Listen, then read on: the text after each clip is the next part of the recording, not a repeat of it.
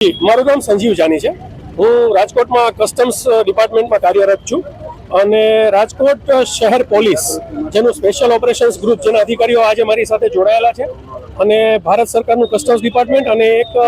NGO જે સમજુ દેશી સંસ્થા છે, સમજુ દેશી સોસાયટી, એ ત્રણેયના સંયુક્ત ઉપક્રમે આજે અમે લોકોએ ડ્રગ્સ વિરુદ્ધ એક જાગૃતિ અભિયાનની અમે લોકોએ શરૂઆત કરી છે, જેમાં અમે લોકોએ રાજકોટની 300 જેટલી ઓટો રિક્ષાની પાછળ જે જુદા જુદા વિસ્તારમાં ફરવાની એ રિક્ષાઓની પાછળ બેનર્સ લગાવી અને ડ્રગ્સ વિરુદ્ધનો જે એક સતર્કતાનો અમે સંદેશો છે સમાજમાં અમે પ્રસારિત કરવાની તૈયારી કરી છે। કારણ કે રિક્ષા છે બહુ પ્રબળ માધ્યમ છે જાહેરાત કરવાનું, શહેરના ખૂણે ખૂણે પહોંચશે, જેનાથી લોકોને પણ સમાજના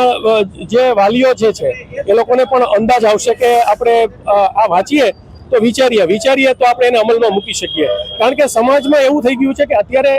અમારી પાસે જે સ્ટાફ છે એની વસ્તીના પ્રમાણમાં સ્ટાફ ઓછો હોવાથી દરેક જગ્યાએ આ ડ્રગ્સનું દૂષણ રોકવા માટેની અમલવારી કરવી અમારા માટે પણ બહુ મુશ્કેલીરૂપ હોય છે। એટલે અમે લોકો સમાજ પાસેથી પણ એવી અપેક્ષા રાખીએ છીએ કે જે બાળકો જે છે, જે કોલેજમાં ભણે છે, આપણા જે સ્કૂલોમાં ભણે છે, આ તો નાના નાના બાળકોને પણ અત્યારે એવા લોકો મળી જાય છે કે જે આ ડ્રગ્સના રવાડે ચડાવી દે, તો આજે બાળક તો હાથમાંથી જાય છે પણ આપણું ઘર પણ બરબાદ થઈ જાય છે। તો એવા સંજોગોમાં અમારા ડિપાર્ટમેન્ટ વતી અમે લોકો અપીલ કરીએ છીએ કે સમાજના દરેક વર્ગના લોકો આ દૂષણ પ્રત્યે થોડુંક ધ્યાન રાખે, કારણ કે ડ્રગ્સનો દાનવ છે ને એ માણસને અમાનવ બનાવી નાખે છે।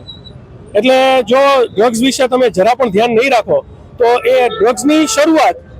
એટલે જીવનના અંતની શરૂઆત છે એવું સમજીને ચાલશો તો આપણા બાળકોને સારું ભવિષ્ય આપી શકશું અને બાળકોને આવનારા જોખમથી બચાવી શકીશું।